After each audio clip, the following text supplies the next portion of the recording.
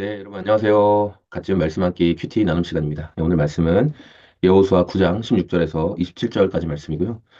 오늘 말씀에서는 이렇게 이스라엘을 찾아왔던 기브온 사람들에 대해서 그 실체가 밝혀지는 내용이 기록되어 있습니다. 16절에 보니까 이스라엘 사람들은 그들과 조약을 맺은 지 사흘이 지난 뒤에 자기들과 조약을 맺은 사람들이 가까운 이웃이고 자기들 가까이에서 사는 사람들임을 알게 되었다. 기브온 사람들이 이제 어제 말씀에서 이스라엘의 어떤 뭐 꾀를 내죠. 속이는 꾀를 내서 마치 굉장히 먼 데서 온 사람들인 것처럼 그렇게 포도주 가죽 부대도 다 해진 것으로 빵도 완전히 말라서 누룩 이렇게 곰팡이가 핀 그런 상태로 만들어서 이스라엘을 찾아왔고 이스라엘은 그러한 모습을 보면서 어떻게 했냐면은 그러면 주님께 묻지도 않고 14절에 보니까 이스라엘 사람들은 어떻게 해야 할지 주님께 묻지도 않은 채 그들이 가져온 양식을 넘겨받았다. 여호수아는 그들과 화친하여 그들을 살려준다는 조약을 맺고 회중의 지도자들은 그 조약을 지키기로 엄숙히 맹세했다. 하나님께 여쭙지도 않고 그냥 그들이 기본 사람들이 가져온 빵과 포도주 그 부대, 가죽 부대 이런 걸 보면서 진짜 멀리서 왔네. 이거 증거가 있네. 그래서 자기들 눈에 보기에 이건 증거가 확실해. 이렇게 생각하면서 이 싸움에 이 가나안 정복 전쟁의 주체가 되시는 하나님께 여쭙지 않고 이 일들을 그냥 진행했어요. 그리고 얼마 뒤에 겨우 사흘 뒤에 알게 된 거죠. 3일 만에 알게 된 거예요. 아주 좀 뭔가 이상한데? 그래서 이 기브온 사람들이 어디서부터 왔나 가봤더니 17절 이스라엘 자손은 그리로 가서 보려고 길을 떠났는데 겨우 사흘 만에 자기들과 죄악을 맺은 사람들이 살고 있는 여러 성읍에 이르게 되었다라는 거예요. 겨우 3일 만에 뭐야 이렇게 가까운 데서 살았어? 하면서 이들이 알게 되었다라는 거죠. 그런데 중요한 건 하나님의 이름으로 맹세했기 때문에 기본 사람들을 해하거나 죽일 수 없었어요. 네, 너희가 우리와 함께 살 것이다. 너희 우리와 화친을 맺자. 이렇게 다 했기 때문에 그렇게 할 수가 없었죠. 백성들이 여호수아와 리더들을 원망했어요. 왜냐면 가나안 땅을 다 정복해야 되는데 이 사람들 정복 못하는 거 아니냐. 그래서 여호수아가 냈던 뭐 어떤 지혜로운 방법이 이제 기본 사람들은 우리의 노예가 되어서 우리의 종이 되어서 그래서 이제 계속 성전에서 물 떠오고 나무 패고 장작 만들고 이런 허드렛 일을 계속하게 될 것이다라고 이야기를 했죠. 그러니까 오늘 이제 말씀을 보면서 먼저는 이렇게 성급한 어떤 결정들이 굉장히 탈을 일으킬 수 있는 문제가 된다라는 것들도 있고 또 한편으로는 이스라엘을 속인 기브온을 보면서 기브온 사람들을 보면서 어떻게 거짓말로 저렇게 할 수 있나 뭐 그런 생각도 들어요.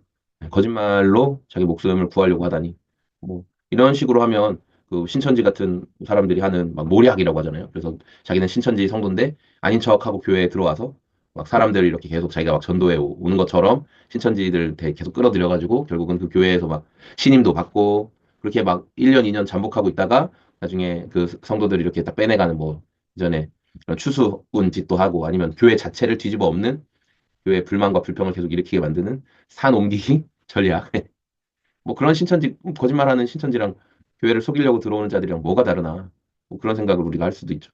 그런데 저는 오늘 말씀에서 그런 관점보다는 이런 관점으로 좀 묵상하게 됐는데 이게 뭐냐면 막 기브온 사람들이 욕하고 탓하고 싶어요. 왜냐하면 그 사람들은 가나안 주민이었고 어쨌든 그래서 하나님 앞에 징계와 하나님의 심판을 받아야 될, 그러니까 정복해야 될 대상들이었어요. 그런데 그들이 고백하는 게 뭐였냐면 우리는 당신의 종 모세를 통해 하나님이 하신 일을 우리가 다 들었습니다. 예, 그래서 우리는 하나님이 이 땅을 다 이스라엘 사람들에게 주라고 명령하셨고 이스라엘 사람이 보는 앞에서 이 땅에 사는 모든 사람을 다 죽이라고 명령하셨다는 것을 우리가 알았습니다. 예, 그래서 우리가 죽을 운명이라는 걸 알았기 때문에 우리가 놓인 것이 죽음이라는 걸 알았기 때문에 우리가 속임수를 쓸 수밖에 없었습니다. 그 이야기를 하게 됩니다. 그러니까 이게 뭐냐면 우리는 이제 죽을 운명이다. 근데 이게 저와 여러분도 똑같거든요. 저와 여러분도 죄로 인해 영원한 죽음에 처해질 수밖에 없는 그런 운명이었다라는 거예요.